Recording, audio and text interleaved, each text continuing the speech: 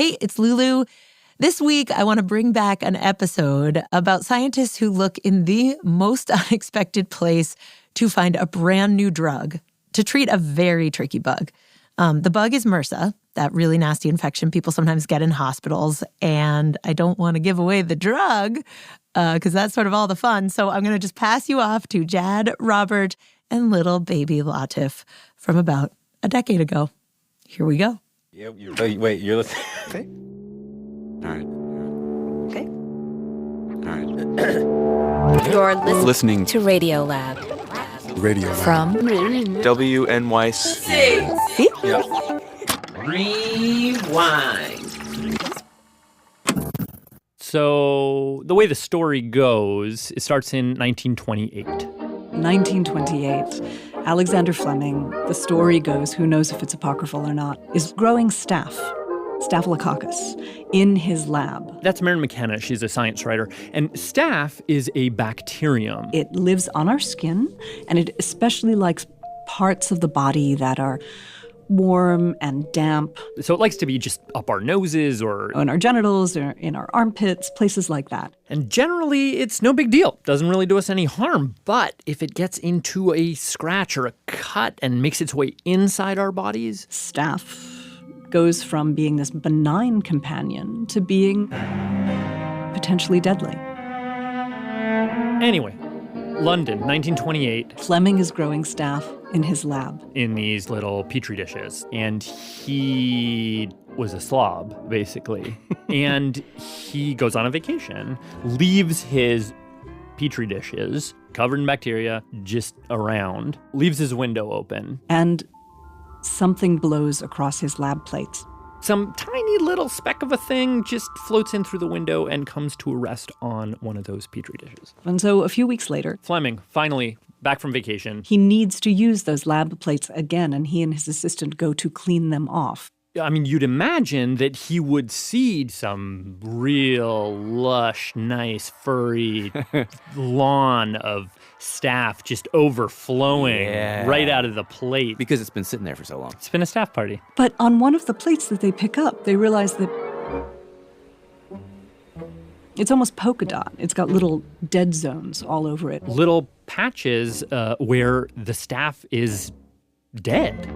Dead patches. So something blew through the window, landed in the dish, and starts killing the bacteria. Yeah, and so when Fleming looks down at his plate, he sees that at the center of these, Staph dead zones, there's a tiny speck of natural mold. Ooh. Mold. And they realize that mold is expressing a compound that is killing the Staph around it. It's like emanating rays of death. What was the compound? That compound was called penicillin. The first true antibiotic. Infectious diseases that had been killing people for as long as we had been people suddenly could be stopped. And it just blew in through the window? That is the story that's always been told. However it got there, it was amazing. It was a miracle. It was called a miracle drug, right? I mean, it really was a moment when the world changed. When Fleming was put on the cover of Time magazine. This was 1944, height of World War II. It was a picture of his face, and the banner on the cover said, "His penicillin will save more lives than war can spend."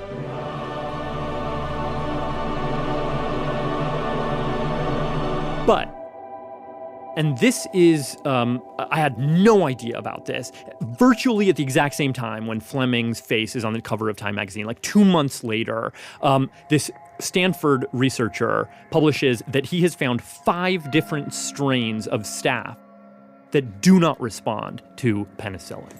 Really? Yeah. This is happening while he's on the cover? Virtually the exact same moment. And it's the first sign that Staph has responded to the penicillin in the world by developing resistance. It's almost like Set producer Soren Wheeler. The era of penicillin was over before it began. Almost before it began. Before it's even released to the general public. Wow. And that penicillin-resistant Staph moves across the globe.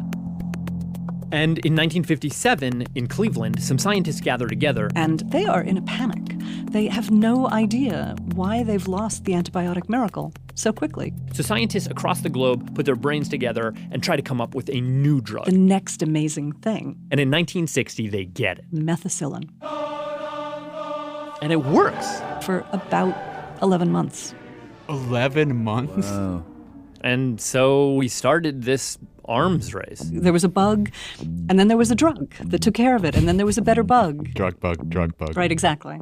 I actually found this list. Do you want to hear it? Yeah. Okay, so streptomycin, 1943, resistance 1948. Methicillin, 1960, resistance 1961. Clindamycin, 1969, resistance 1970. Wow. You can think of it as leapfrog, or you can think of it as a game of whack-a-mole. Ampicillin, 1961, then 1973. So that's a little. Carbenicillin, released 1964, resistance 1974. They're getting better. There were always more drugs. The drug development was doing really well for a really long time. Hypericillin, introduced 1980, resistance 1981. But after the year 2000, drug companies begin to realize it's not really in their best interest to make antibiotics anymore. And the end I have on this list is linezolid, which is introduced 2000, resistance 2002. Wow. And there are a few more, but you get the idea. Antibiotic approvals, the entry of new drugs to the market, just kind of fell off a cliff. Why? Well, it takes 10 years and $1 billion to get to the point where the drug is marketable. But as soon as you get the drug on the market, the resistance clock is running. So you probably won't make your money back. And as you've probably heard, we now have these situations. Well, a frightening new warning from the Centers for Disease Control about the spread of a string of germs where literally nothing works. So-called superbugs are now turning up in hospitals in 42 and the patient states. dies. There are now bugs that can resist all of our drugs. I have seen physicians break down weeping over this. It's not the way that medicine is supposed to fail anymore, but it does. I mean, I know that possibly the origin story of penicillin is apocryphal, so this is all a little suspect, but, just to enjoy imaginings for a moment, like, it just seems like if that happened, let's just open up a bunch more windows. Just something ought to blow in. But we could wait a long time, right? I mean, Staph had been around for millennia before 1928. But the whole reason that I wanted to do this story is because kind of there is a new window. It's a different kind of window, though. Not a window next to some Petri dishes? Not a window next to some Petri dishes. Kind of a window next to some Petri dishes, but a totally different kind of window. What kind of window is it? Well, I'm about to tell you that. Is something blow into the window? Yeah, but it's not mold. It's way more fun than mold. It carries an axe. How about that? So it's a person? Maybe. I don't know I don't even know what I'm referring to anymore. Part 2? Yeah. Okay. Hey, I'm Jad Abumrad. I'm Robert Krulwich. This is Radiolab. We're ready now for part 2. Now, remember when part 1 ended, there was a window open and something was going to come through. We don't know what. We know it's not mold. Yeah, we know it's not mold. So whatever it is, whatever it was, whatever it will be, we will hear about it now from our reporter, Latif Nasser. Well, actually, there is this story about these two women who did open a window to an alien and distant land. And actually, in a way, it's a story about reimagining the past. But to me, it's a story about a friendship. Hey, everybody! Hello again. Hello again. It's a buddy film. It's a buddy. Yeah, it's a buddy movie. Okay, so maybe just walk us through it. So. Right. So you have Hello, I'm Dr. Christina Lee. Christina. And I'm an associate professor in Viking studies at the School of English at the University of Nottingham. She's a historian. And then you also have... Hi, I'm Freya Harrison. Freya. I'm a research fellow in the Centre for Biomolecular Sciences at the University of Nottingham. And Freya's a microbiologist. She studies bacteria. We'll start with her. Okay, so most of my work is about sort of looking at how bacteria evolve during very, very long-lived infections. But my big hobby is Anglo-Saxon and Viking reenactment. So I had purely sort of amateur interest in the history and mainly in dressing up as a warrior and going to Fight Club every Wednesday night and learning to use the weapons. Really? Yeah. So this is actually not Freya's group. This is a group in New Jersey, but basically they do the same thing. Hundreds of people go out into, some field with some dulled weapons. Everything from swords, spears, axes, and we give each other a jolly good bashing and have a good time. I only mention this because it actually plays into the story. Well, it was a really nice sort of coincidence, really. So 2012. A few years after finishing her doctorate, Freya goes off to work at the University of Nottingham. Nottingham's one of the places in the UK, not only for microbiology, but for sort of Anglo-Saxon and Viking history. And she goes there to study microbes, but she figures, hey, why not, while I'm here, brush up on my Old English? I'd studied some Old English to a level where I could sort of read and speak a little bit. But she figured, hey, she could be better, and if she did, she would get deeper into the whole reenactment thing. So I rather cheekily emailed the School of English's Old English reading group. That's where she met Christina. Yes! The historian. And I thought Freya At one point, Christina the historian asks Freya, what do you do? And Freya said, my day job is that I'm a microbiologist, but on evenings and weekends, I'm a history nerd. And Christina said the moment she heard that, I just kind of thought, I've found my kindred spirit here. Because she was like, wow, I'm like your mirror image, because I'm a historian by day, but by night, I'm a microbiology nerd. I've been interested in infectious disease for quite a long time, which I don't find any kind of friends in my department. She told me she's the kind of person who would, watch Ebola coverage on the news and not be able to stop watching. So eventually they start talking about historical diseases. So how would people back then have treated something like, Ebola? Freya is especially interested in this because she, for her historical reenactment, is developing this nun character who goes off and heals people. But anyway, so they're talking back and forth, and then to cut a long story short, they find themselves both interested in this one particular book. It's known as Bald's Leech Book. So this is about 1,100 years old. What's it called? Balls what? Bald's Leech Book. It's nothing to do with no hair. Oh. Even though it just spelled. Ball, is it B-A-L-D? It is indeed. And leech like a leech, like a little worm that grabs onto your and sucks your blood? No, it comes from the Old English word leche, which is actually a healer or a doctor. So the little squiggly animals are called leeches because they're medicinal, not the other way around. Oh. So the doctor wasn't named for the leech was named for the doctor. Exactly, yeah. And Bald is a man? The guy who wrote the book? We think it's a guy. We think it's a guy's name. And what is this book? So it's kind of like this old healer's handbook. It's filled with these potions and cures. The original manuscript is in the British Library. Locked away. But 21st century, very kind people have digitized the original Old English text and put it online. So Christina and Freya bring it up, and they start going through all the remedies. And, so it describes to you remedies for stuff that is a little bit different. Things like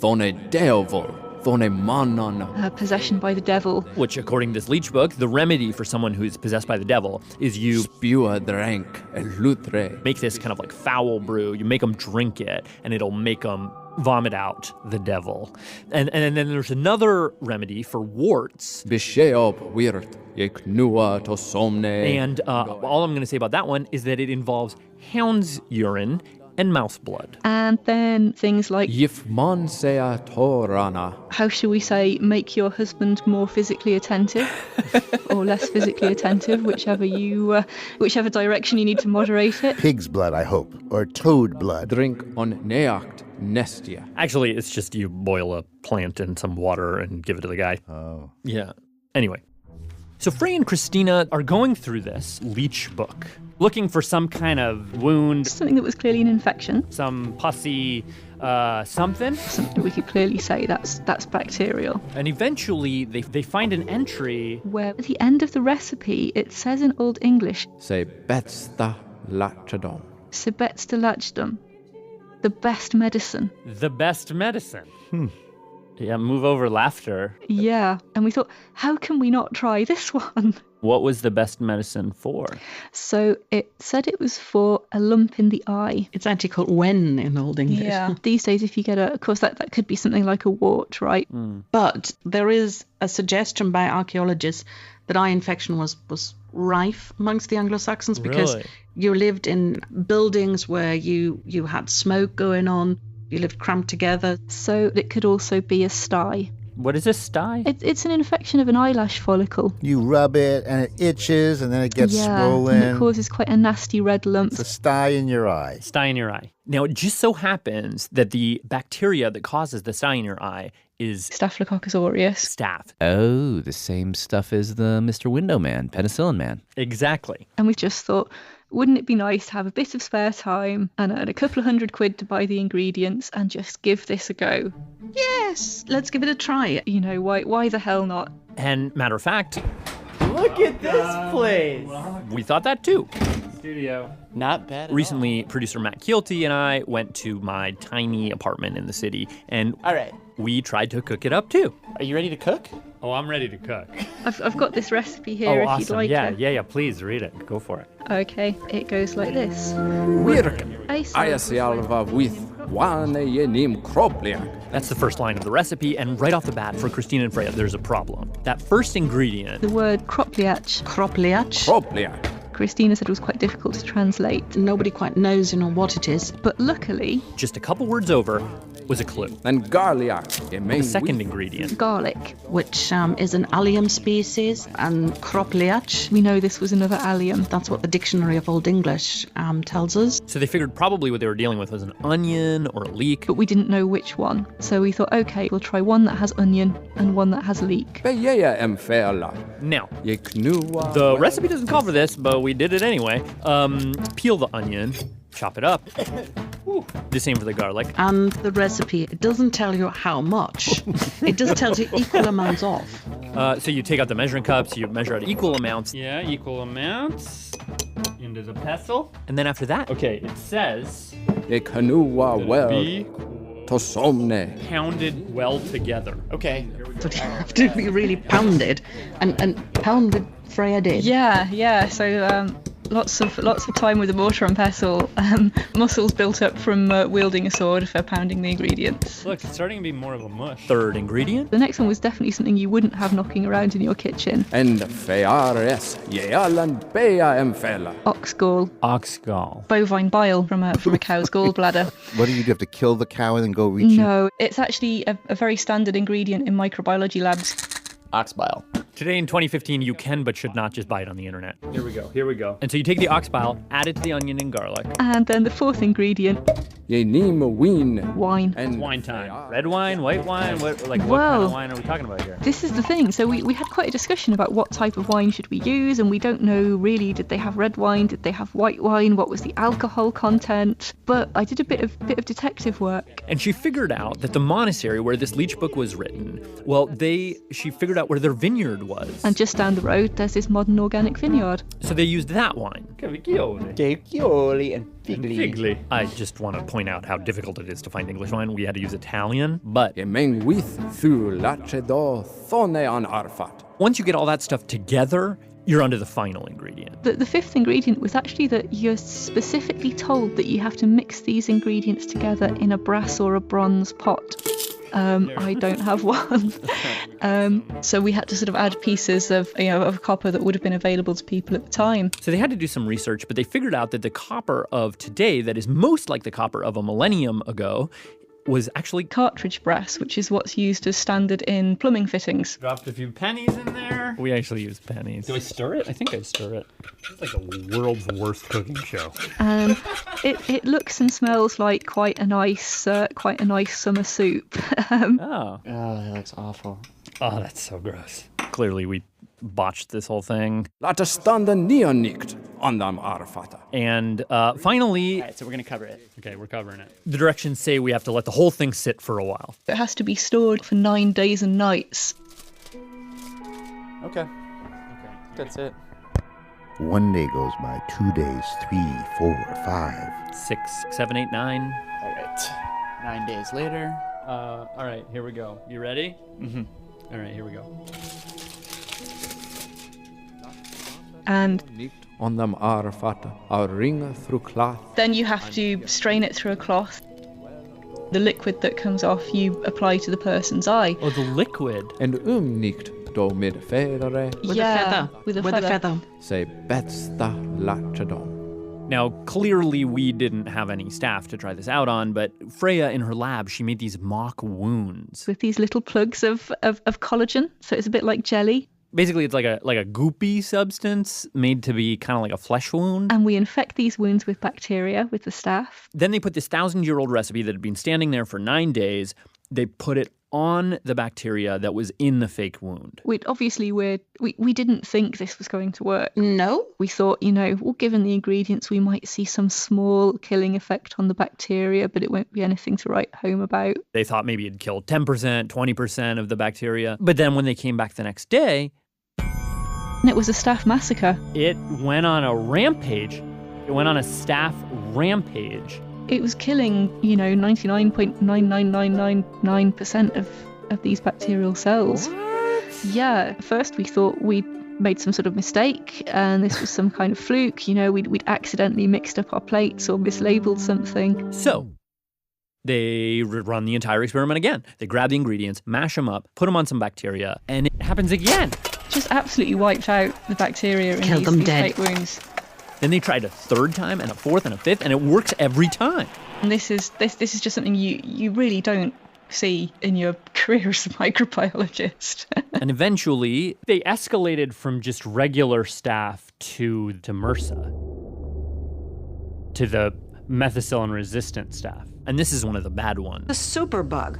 New government data estimate that about 2,000 people are dying of community-based MRSA every year. This one is very dangerous. So Christina and Freya, they sent some of Bald's brew to one of their collaborators in the States. Our collaborator, Kendra Rumbaugh in Lubbock in Texas. Kendra took the stuff, put it on some MRSA bacteria, and then a week later sent Freya and Christina an email. And I think it was actually a 3-word response. I think she just simply said, "What the fuck? What the Bald's Best Medicine had just wreaked havoc on the MRSA. It killed 90% of them. This is beyond our wildest dreams. Now, Freya and Christina made very clear that this is not yet a miracle drug. I mean, it's not even been tested in humans. So absolutely do not do this at home. They don't even know if this is safe. It might be that if you don't do it in exactly the way we did, nasty fungus could grow in it, give you a worse infection. So, we should not have done this. Matt and I, we dumped ours down the drain. But the thing about this whole story that is so intriguing and so cool to me is this time travel thing, which is so strange. It's like the idea that something 1,000 years ago, like a bullet forged 1,000 years ago, we could use it now and then it could work. The time travel dimension of that is so weird to me.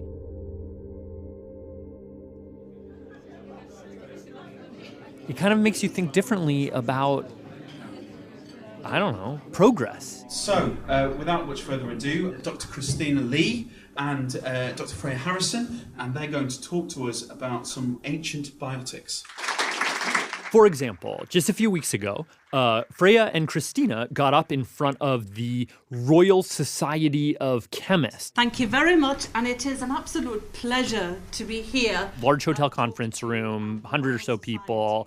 Freya actually got up on stage dressed as a nun. Okay, so this is one interpretation of what an Anglo-Saxon scientist may have looked like. And they presented the results. Next ingredient is particularly They did the cooking demo, and then at some point, Christina said something really interesting. She was like, okay, sure, we want to write this off because it has demons and dragons and elves in it, but are we sure that we know what they meant by those words? Like, for example, there are remedies which ask you, sing 4 Ave Marias.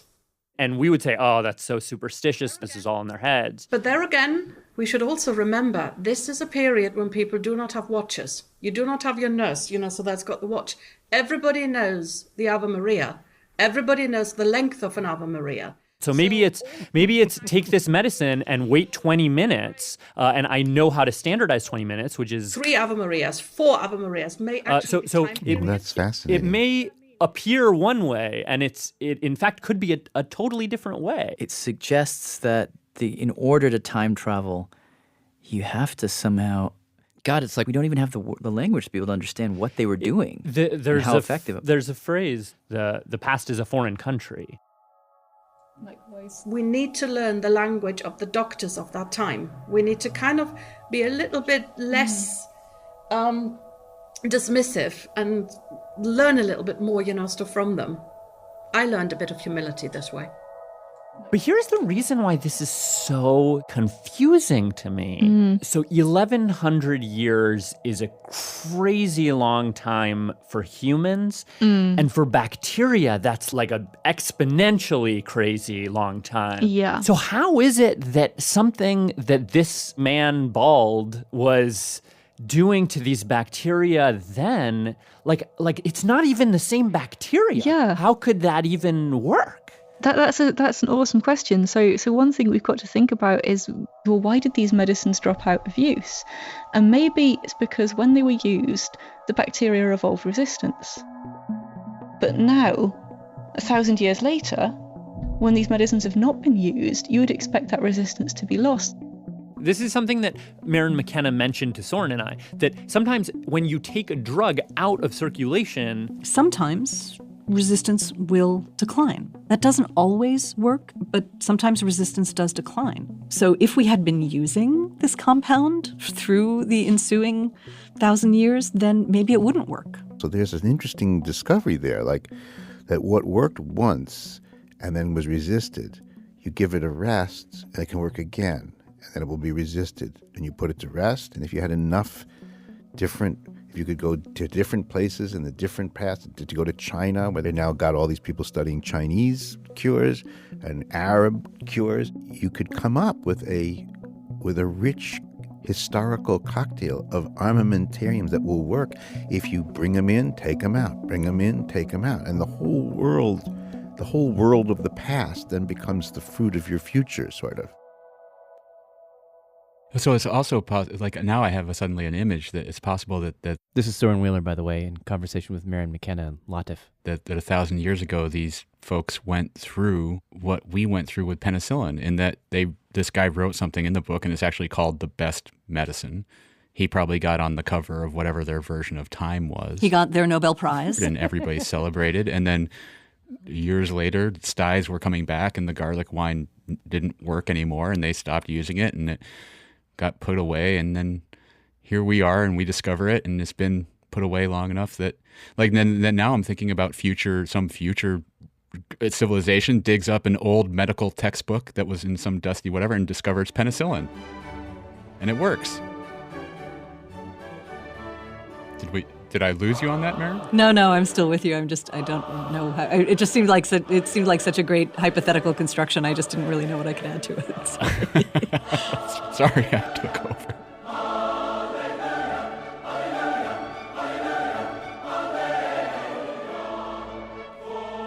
Hey, Lulu again with a quick update. It has been almost a decade since we first aired this episode, and since then, Christina and Freya have published several papers to show how this concoction works and why. Now, Bald's eye salve is not quite ready to hit the drugstore shelves yet, but in 2022, it made it over a big hurdle for new drugs, Phase 1 safety trials. It was tested on healthy humans, so not already sick folks, and not in open wounds, and the results were overall successful. And Freya and her colleagues have a pretty good idea now of which chemicals in the medicine are the important ones, so they can distill it down to its bacteria-fighting essence. Potentially great news for all of us staying a little healthier using very old things. But all this, it did leave me with one very important question for Christina, the Viking expert. If we get further in clinical trials, and this actually becomes, a drug, who owns the patent? Is it Mr. Bald or whoever from like 1,000 years ago? So we asked Christina, the Viking expert. I don't know. I've not, I really don't know. But, technically, Mr. Bald is having this manuscript written for him is in his possession, but that doesn't mean it's his work. So it becomes a really interesting question, sort of who owns the IP on this. Anyway, Radiolab here for you, the hard-hitting medical questions, the hard-hitting patent questions. Thanks so much for listening. We'll be back next week. Special thanks this hour to Steve Diggle. And to Alexandra Reider and Justin Park, who came down from Yale to be our Old English readers. To Gene Murrow from the Gotham Early Music Scene. And to Marcia Young on the medieval harp. Collin Monro of Tadcaster. And the rest of the Barony of Iron Bog. Not totally sure what that is, but I know they helped us out. And I guess we should help ourselves out. Yes, of very the door. Quickly. Or through the window. I'm Jedi Murad. I'm Robert Krulwich. Thanks for listening.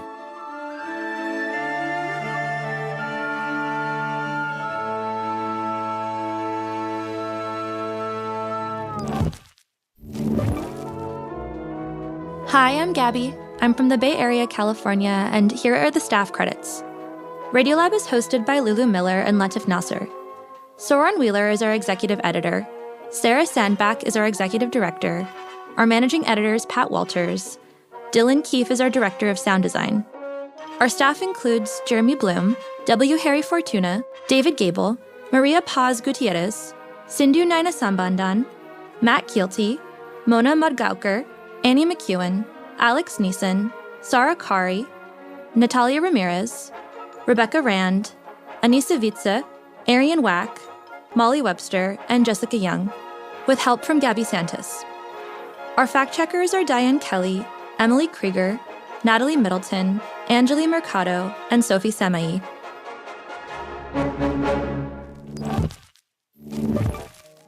Leadership support for Radiolab's science programming is provided by the Simons Foundation and the John Templeton Foundation. Foundational support for Radiolab was provided by the Alfred P. Sloan Foundation.